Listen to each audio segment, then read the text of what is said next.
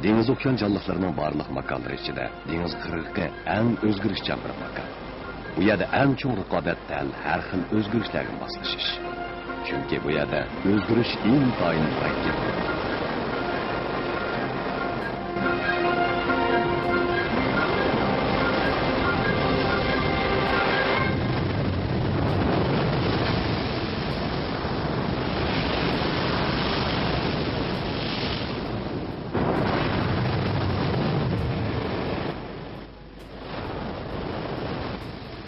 Tinch okyanning g'oyat zo'r to'lqinlari Galapagos taqim orolining eng sharqiy uchidagi Douglas to'mishqa urilmoqda.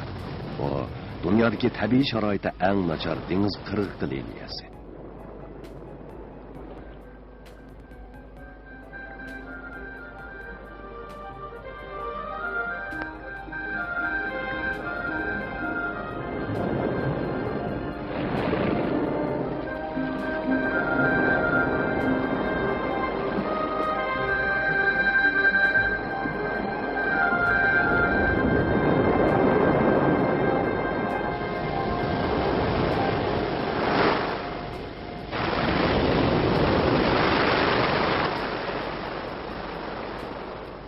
Galapagos taqim orolida yashaydigan dengiz agamet keslanchugi yer sharidagi birdan bir dengiz okyan keslanchugi.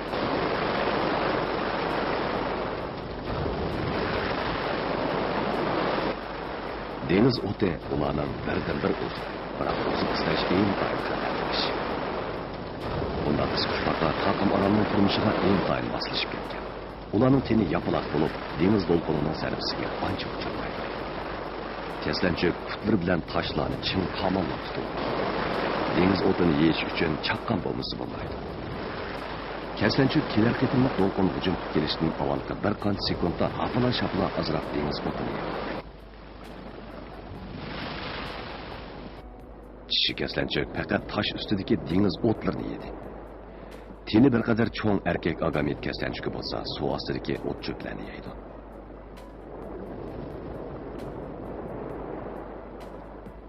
Ular 10 metr cho'nqurlikdagi suv ostiga cho'kdi. Chunki u yerda dengiz to'lqinining zarbasidan saqlangan bo'ladi. Yana eng mezlik dengiz yo'sullarini topqili bo'ladi.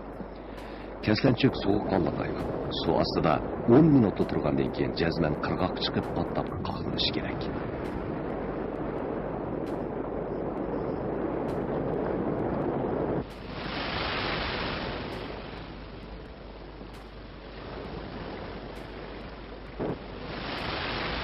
Dengiz qirg'iqining bu aholilari uchun aytganda, ular duch keladigan xiris faqat oziq izlashlar emas.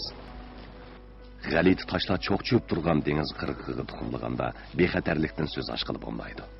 Bu dengiz agamet keslanchuklari har yil uzun yo'l yurib, dengiz qirg'oqlariga jiroq joylardan tuxumlashga muvofiq yer izlaydi. Tish keslanchuk uga tuxummoqchi bo'ldi. Buning uchun uningga yumshoq qum bo'lishi kerak.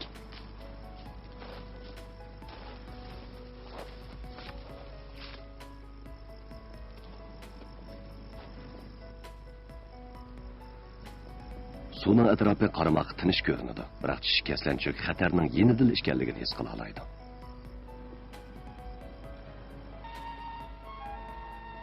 Bu Galapagos oroli Bote o'zi.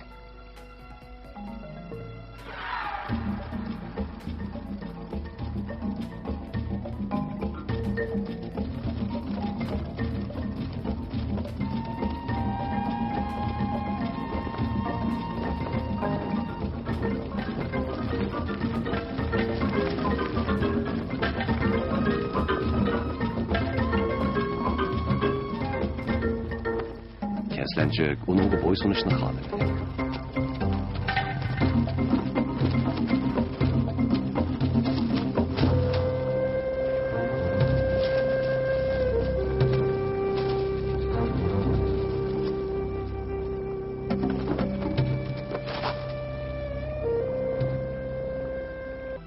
Bu boteolar yil bo'yi dengiz bo'yida yashaydi. Biroq bu yerda yashaydigan boshqa nurg'un qushlarning xeyli uzun vaqti dengiz yuzida o'tadi. Qushlarning hammasi qirg'oqqa kelib tuxumlash kerak. Uningdan ilgirki bir qancha oyda ular dengiz yuzida yolg'iz o'zi izlaydi. Hozir ular burunqi ijtimoiy munosabatlarni qayta tiklash kerak.